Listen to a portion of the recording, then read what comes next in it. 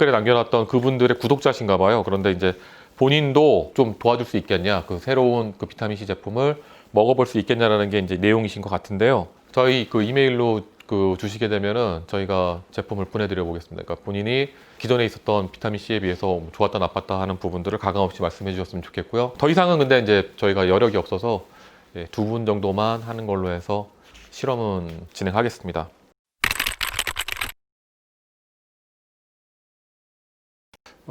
우선은 파킨슨병 같은 경우에는 그 다양한 방식으로 치료를 하시는 분들이 많습니다. 그러니까 꼭 약만이 아니라, 그러니까 뭐 원인에 대해서는 여러분들 아다시피 도파민 얘기 나오고 있는데, 그런 거 말고 예를 들어서 뭐 마사지법이나 이런 걸로 치료하시는 분들도 있고요. 그게 뭐 계속 반복적이다라고 말할 수 있는지는 모르겠습니다. 왜냐하면 계속 반복적으로 치료하시는 것들이 나오는데, 이제 뭐 100명 치료했을 때 10명 잘 치료된 것들 나오는 걸 수도 있고 하니까요. 제가 치료한 게 아니라서 정확히 얘기할 수는 없습니다. 근데 이제 벤다졸이 그쪽에 영향을 끼칠 수 있느냐, 이 부분에 대해서는 연구가 더 필요하죠. 뭐 알 수는 없습니다, 지금 현재로는. 근데 벤다졸이 작용하는 기전에 저번에 말씀드린 것처럼 콜린, 그리고 부교감 신경이 작용하는 그런 작용 기전에 의해서 그런 것들을 통해서 몸이 편안해지는, 도움이 될 수 있지 않을까. 근데 직접적인 치료약으로 개발될 수 있을지는 모르겠습니다, 아직까지는.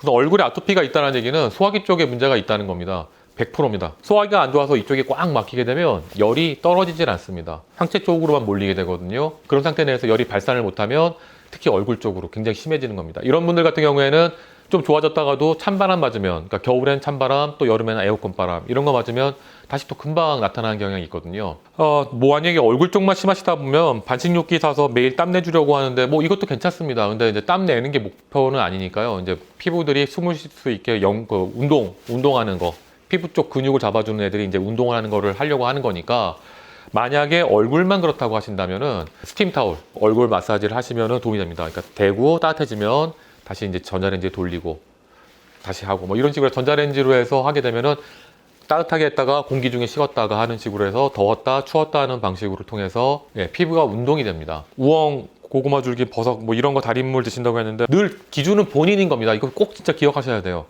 드셔서 괜찮은 것 같다고 하면 계속 드셔도 됩니다.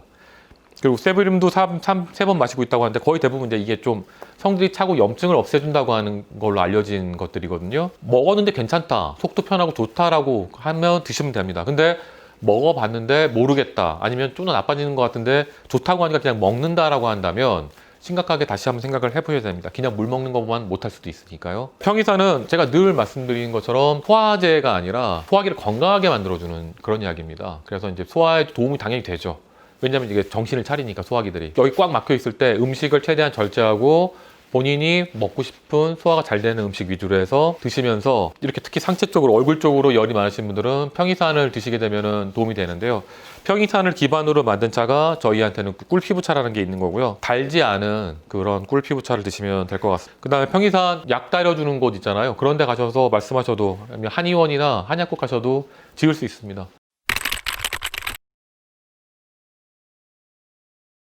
예, 생길 수 있습니다. 그러니까 뭐든지 약이라고 하는 형태, 우리가 이제 뭐 음식도 약이 됩니다 뭐 이렇게 얘기하는 것처럼요, 약도 결국은 그러니까 먹어서 흡수가 돼야지 하는 거거든요. 약이 여러 개 있는 이유는 어떤 사람한테는 이런 식으로 들어가는 게 맞고 어떤 사람한테는 이런 식으로 들어가는 게 맞고 하기 때문인 겁니다. 자기한테 안 맞는 거죠, 그 약 형태나 어떤 부분이. 그래서 당연한 얘기지만 그거 먹고도 뭐 가려움증이라든지 여드름이라든지 이런 거 생길 수가 있습니다. 왜냐하면 그런 것들이 몸에 흡수가 됐을 때 빨리 몸에서 배출하는 방식이 피부를 통해서 배출하는 거기 때문에 그래요. 아니면 장관 안에 있으면 대변 소변으로 나가죠. 근데 이미 흡수된 것들은 어디로 나갑니까? 땀으로 나가거든요. 그래서 제가 목욕요법이나 이런 것들 말씀드리는 게 바로 그런 겁니다.